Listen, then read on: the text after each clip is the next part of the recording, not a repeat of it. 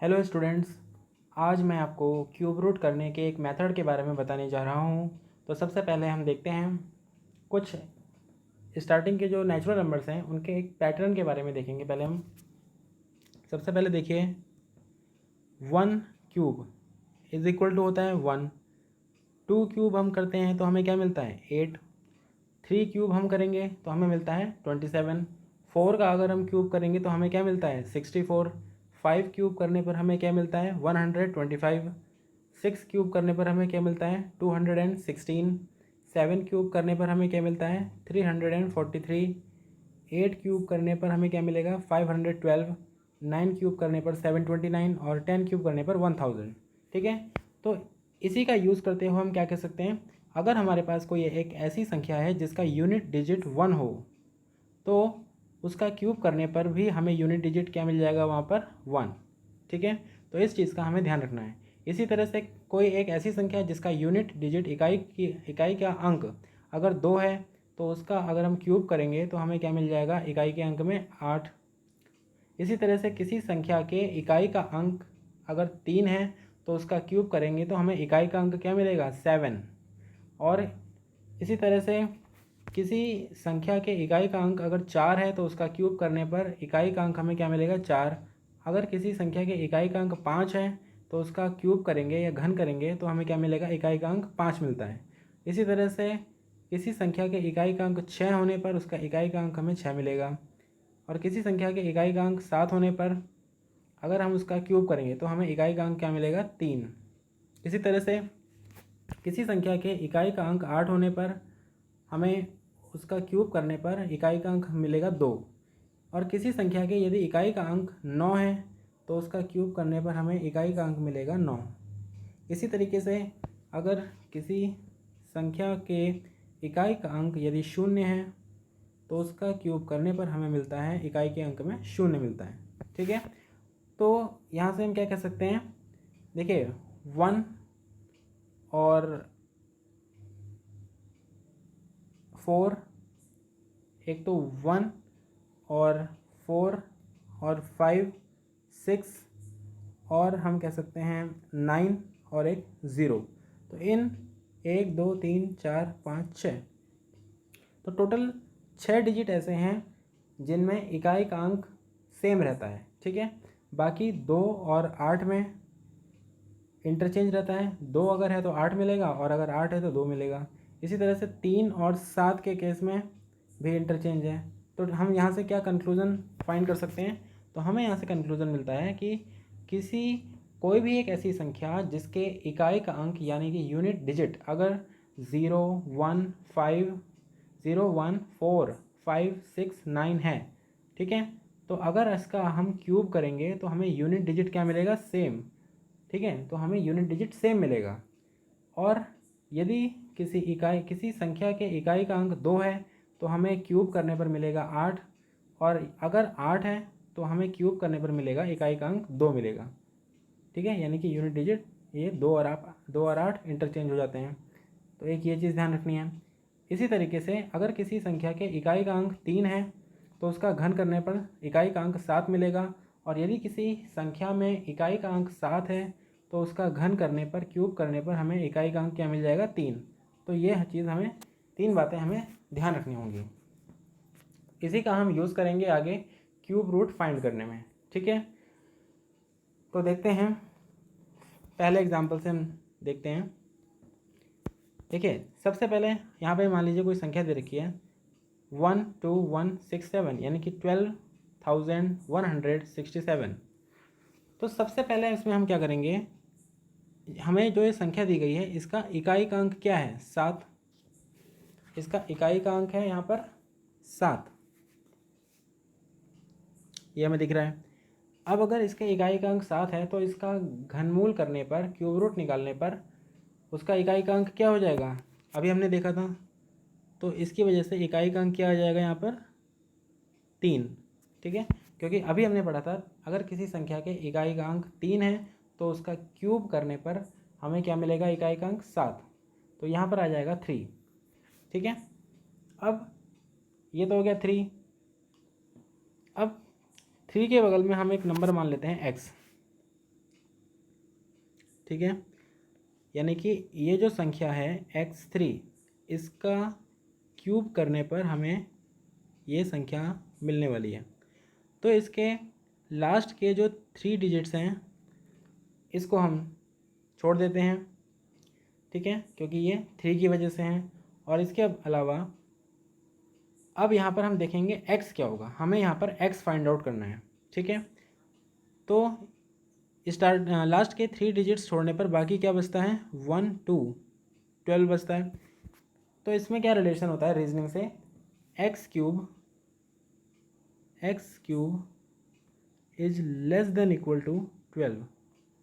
यानी कि जो संख्या हमें दी हुई है उसके लास्ट के 3 डिजिट्स को हम छोड़ देंगे और उसके अलावा बाकी का हम देखेंगे क्या बच रहा है, 1 2 बच रहा है। तो x और इसमें क्या रिलेशन होगा, X cube is less than equal to 12।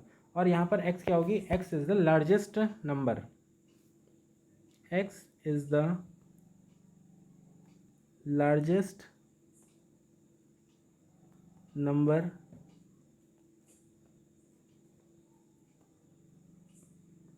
such that x cube is less than equal to 12, ठीक है। अब बताइए ऐसी कौन सी संख्या होगी जिसका क्यूब करने पर लेस देन इक्वल टू 12 मिलेगा।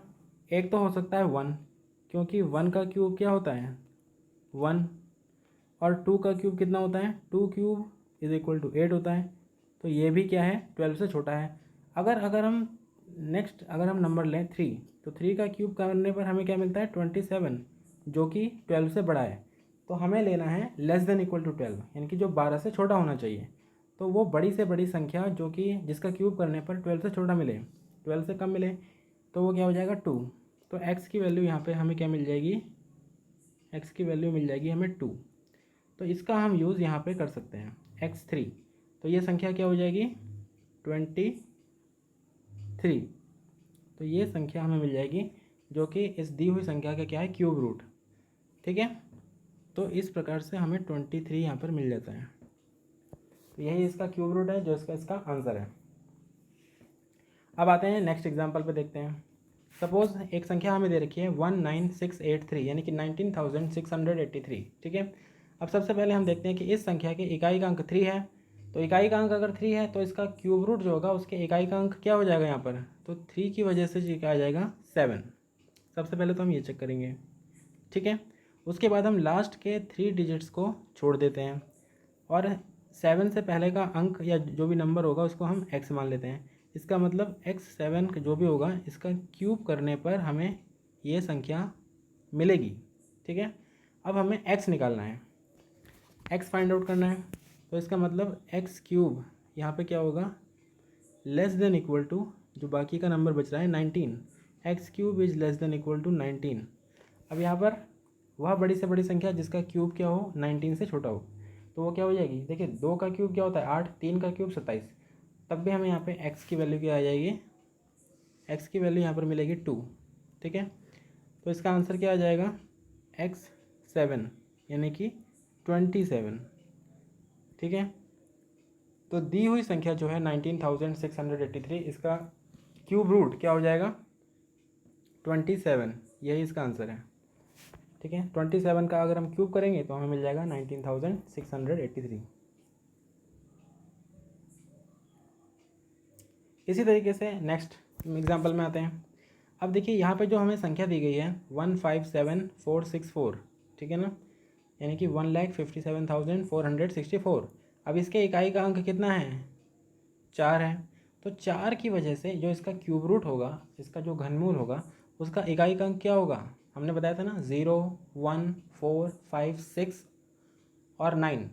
अगर किसी संख्या के इकाई के अंक ये सब हैं तो उनका जो क्यूब रूट होगा, या हम कह सकते हैं क्यूब होगा, एक ही बात है, उनका क्यूब करने पर हमें इकाई का अंक सेम मिलता है। तो यहाँ पर क्या दिख रहा है हमें, इकाई का अंक 4 है, तो इसके घनमूल में यानी क्यूब रूट में भी इकाई का अंक क्या हो जाएगा 4। अब इसके बगल में हम लिख देते हैं x। अब लास्ट के दी हुई संख्या में लास्ट के 3 डिजिट्स को छोड़ देते हैं, बाकी क्या बचा 157।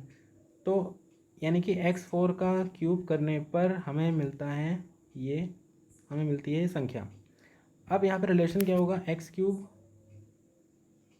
Is less than equal to 157।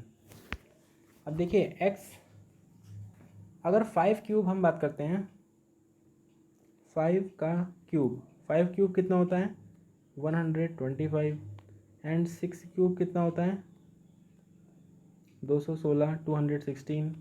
ठीक है, तो जो 216 की वैल्यू जो है वो है 157 से बड़ी हो जा रही है। ठीक है, और सबसे बड़ी से बड़ा, तो बड़े से बड़ा नंबर क्या हो जाएगा, एक्स 5 हो जाएगा, क्योंकि 5 क्यूब इक्वल टू कितना है 125, which is less than equal to 157। तो इसका मतलब एक्स की वैल्यू यहाँ पर क्या हो जाएगी 5, तो इसका आंसर हो जाएगा 54, यानी कि एक्स 4 का मीन्स यहाँ पर क्या हो जाएगा 54, यही इसका आंसर हो जाएगा। ठीक है, तो इसका जो क्यूब रूट निकल के आएगा वो आएगा 54। ठीक है, तो इस तरह से क्यूब रूट निकालना है। एक एग्जांपल चलिए हम और देख लेते हैं। मान लीजिए ये कोई संख्या हमें दे रखी है 1404928। ठीक है, इसका इकाई का अंक है 8। तो बताइए कि इसका जो क्यूब रूट निकलेगा उसका इकाई का अंक क्या होगा। देखिए हमने पढ़ा था 2 और 8 ये इंटरचेंज होते हैं, यानी कि ऐसी संख्या जिसके इकाई का अंक 2 है तो उसका क्यूब करने पर हमें क्या मिलेगा 8, और 8 है तो हमें 2 मिलेगा। इसका मतलब यहाँ पर 8 है तो हमें इसके क्यूब रूट में इकाई का अंक क्या हो जाएगा 2, और बगल में हम इसके लिख देते हैं x, यही x हमें निकालना है। तो x2 जो भी होगा इसका क्यूब करने पर हमें ये संख्या मिलती है। अब इस संख्या के लास्ट के 3 डिजिट्स को हम छोड़ते हैं और इसके अलावा बचता है 1404, यानी कि 1404। ठीक है, अब x और इसमें क्या रिलेशन होगा, X cube is less than equal to 1404। ठीक है, अब यहाँ पे देखिए x हमें यहाँ पर फाइंड आउट करना है। x अगर हम ऐसी संख्या लेनी है जिसका क्यूब करने पर 1404 से कम आए। अब हम जानते हैं कि 10 का क्यूब कितना होता है, 10 क्यूब हो जाता है 1000। 11 क्यूब, 11 क्यूब क्या होता है, देखिए आपको यहाँ पर 15 तक के अप्रॉक्स या 20 तक के आपको ये लगभग याद रखने चाहिए। 11 क्यूब होता है 1331। ठीक है, 1331। 12 का क्यूब कितना होता है 1728। 13 का क्यूब करने पर मिलता है 2197। 14 क्यूब करने पर क्या मिलता है 2744। 15 क्यूब 3375। तो 11 का क्यूब होता है 1331, 1331। तो ये वैल्यू क्या है 1404 से छोटी है। और अगर हम 12 क्यूब करते हैं तो ये होता है 1728, 1728। ठीक है, जो इस 1404 से बड़ा हो जा रहा है। ठीक है, तो कुल मिलाकर हमने क्या देखा, ऐसी बड़ी से बड़ी संख्या जिसका क्यूब 1404 से यानी 1404 से क्या हो छोटा हो, तो वो संख्या हमें क्या मिल जाएगी 11। तो यहाँ पर x की वैल्यू क्या आ जाएगी, यहाँ पर 11 लिखी जाएगी। तो ये जो संख्या है x2, ये संख्या क्या बन जाएगी 112, यानी कि 112, 112। तो ये हो जाएगा इस दी हुई संख्या का क्यूब रूट, घनमूल हो जाएगा। तो इस प्रकार से हम किसी भी दी हुई संख्या का घनमूल आसानी से निकाल सकते हैं। ठीक है, तो स्टूडेंट्स अभी के लिए इतना ही। Thank you.